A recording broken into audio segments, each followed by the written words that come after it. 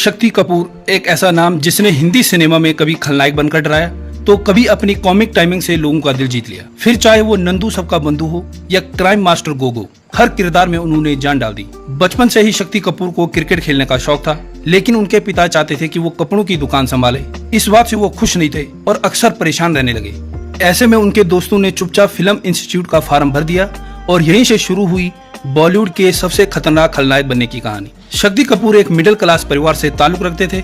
उनके पिता दिल्ली के कनॉट प्लेस में एक कपड़े की दुकान चलाते थे। कपड़े तैयार करने के लिए उनके पास अलग अलग यूनिट थी। उनके पिता चाहते थे कि पढ़ाई पूरी करने के बाद वो दुकान को संभाले, क्योंकि उन्हें लगता था कि शक्ति इसे अच्छी तरह से चला सकते हैं। हालांकि शक्ति की रुचि बचपन से ही खेलों में थी, खासकर क्रिकेट में।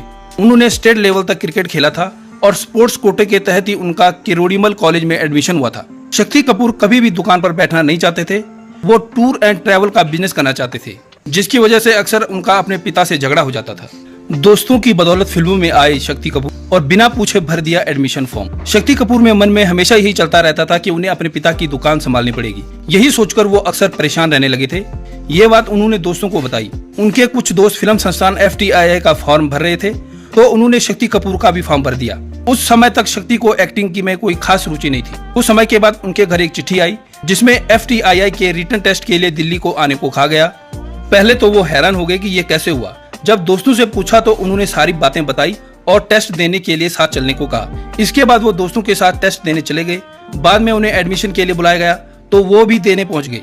ऑडिशन के दौरान उन्होंने देखा कि सामने दिग्गज अभिनेता अशोक कुमार और अभिनेत्री कामिनी कौशल और प्रसिद्ध निर्देशक ऋषिकेश मुखर्जी बैठे थे। उनके सामने परफॉर्म करना था। इतने बड़े नामों को देखकर सबसे पहले उन्होंने उनके पैर छुए और मन ही मन बहुत खुश हुए कि ऐसे लोगों से मिलने का अवसर मिला।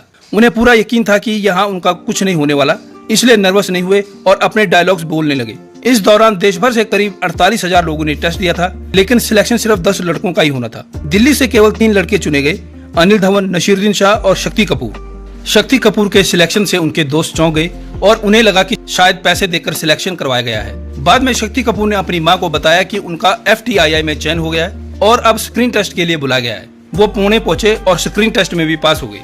मिथुन चक्रवर्ती ने की थी रैगिंग और रोते हुए शक्ति कपूर ने मांगी थी माफी। जब शक्ति कपूर दिल्ली छोड़कर पुणे के FTII जा रहे थे तो ट्रेन में उनकी मुलाकात एक शख्स से हुई जो खुद भी वही एडमिशन लेने जा रहा था। सफर के दौरान दोनों में अच्छी दोस्ती हो गई। कोर्स शुरू होने में कुछ वक्त था। उस दौरान वो दोस्त अपनी बहन की शादी में शामिल होने मुंबई जा रहा था और शक्ति कपूर भी उनके साथ चले गए। मुंबई में उन्हें पता चला कि शादी उस वक्त के मशहूर एक्टर विनोद खन्ना के भाई प्रमोद खन्ना की है।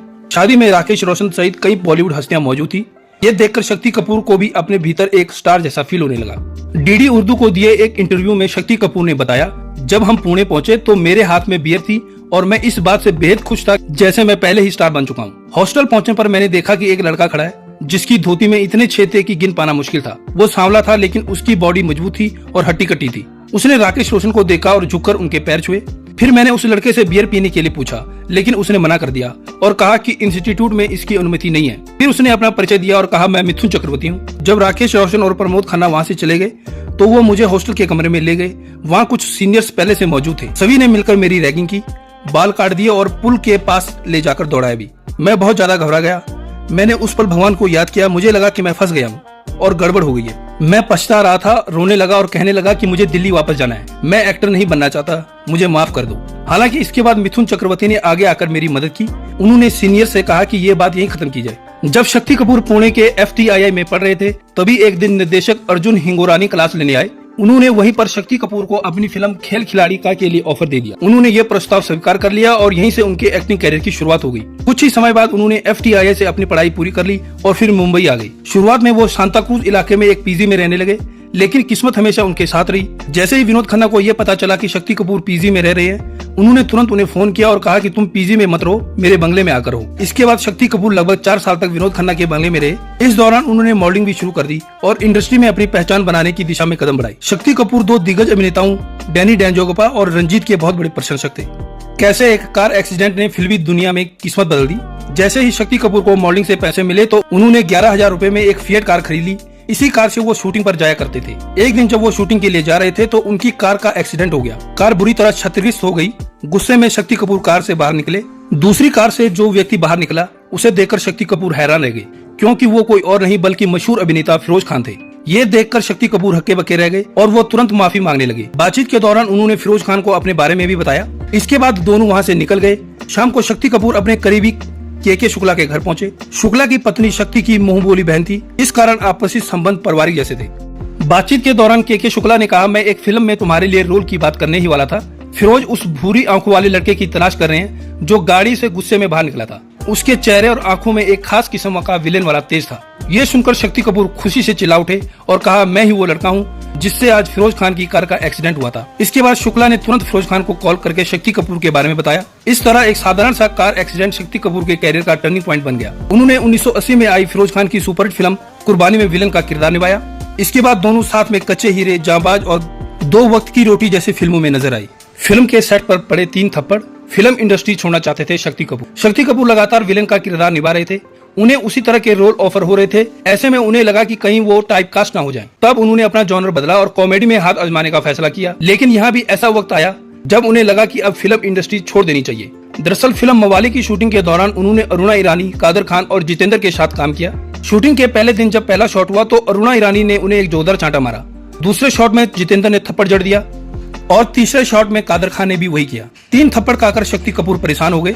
वो फाइट मास्टर वीरू देवगन के पास गए और बोले, मैं टॉप का विलन हूँ, लेकिन यहाँ तो मुझे थप्पड़ पर थप्पड़ पड़ने हैं, मुझे ये फिल्म नहीं करनी है। इतना ही नहीं, उनके मन में इंडस्ट्री छोड़ने का ख्याल भी आया। तब उन्हें समझाया गया कि ये एक बहुत अच्छी फिल्म है, ये एक तेलुगु फिल्म की रीमेक है और उनका किरदार काफी दमदार है। इसके बाद शक्ति कपूर दोबारा सेट पर लौटे और परफेक्ट शॉट दिया। फिल्म सुपरहिट रही और लोगों को उनका रोल बेहद पसंद आया। इसी फिल्म के बाद कादर खान और शक्ति कपूर की जोड़ी हिट हो गई। लता मंगेशकर जी की भांजी से भाकर की शादी। शिवांगी कोल्हापुरी 80 के दशक की मशहूर अभिनेत्री रही हैं। वो लता मंगेशकर की भांजी हैं। 1980s में रिलीज हुई फिल्म किस्मत की शूटिंग के दौरान शिवांगी और शक्ति कपूर की पहली मुलाकात हुई थी। पहले दोनों के बीच दोस्ती हुई जो धीरे धीरे प्यार में बदल गई। शिवांगी शक्ति कपूर से 12 साल छोटी है और यही उम्र का अंतर उनके माता पिता की नाराजगी की एक बड़ी वजह बना। शिवांगी के माता पिता इस रिश्ते के सख्त खिलाफ थे। उन्होंने बेटी को घर में बंद तक कर दिया था, लेकिन इसके बावजूद दोनों ने 1982 में घर से भागकर शादी कर ली। Time out with Ankit podcast में शक्ति कपूर ने बताया कि उनके और शिवांगी के बीच सांस्कृतिक अंतर भी था, जिससे शिवांगी के माता पिता असहज थे। इसके अलावा फिल्मों में शक्ति कपूर के निभाए गए नेगेटिव किरदारों की वजह से उन्हें यह गलतफहमी भी थी कि असल जिंदगी में वो ऐसे ही हैं। हालांकि बेटे सिद्धांत के जन्म के बाद शिवांगी के माता पिता ने आखिरकार इस रिश्ते को स्वीकार कर लिया और फिर 1987 में दोनों की बेटी श्रद्धा कपूर का जन्म हुआ।